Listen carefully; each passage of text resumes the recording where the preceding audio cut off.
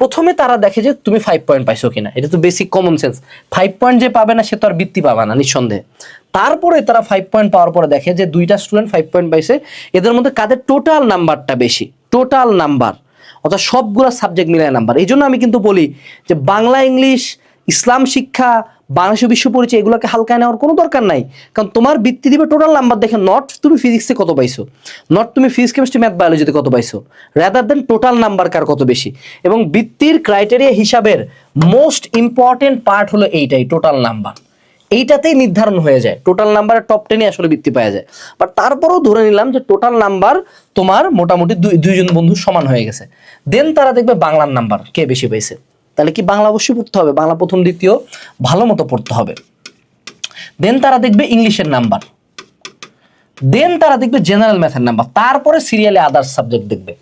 So তুমি যে Bangla, English এবং জেনারেল ম্যাথ হালকায় নিচ্ছিলা, স্পেসিফিক্যালি বাংলা, ইংলিশ, অবশ্যই এটা হালকায় নেওয়ার মতো কোনো বিষয় না। মুদ্রা কথা একটাই ভাইয়া, তোমাকে টার্গেট রাখতে হবে যে আমি হাইয়েস্ট নাম্বার তুলবো সব মিলায়, প্রত্যেকটা সাবজেক্ট যোগ দিয়ে যাতে আমার নাম্বারটা অনেক বেশি থাকে।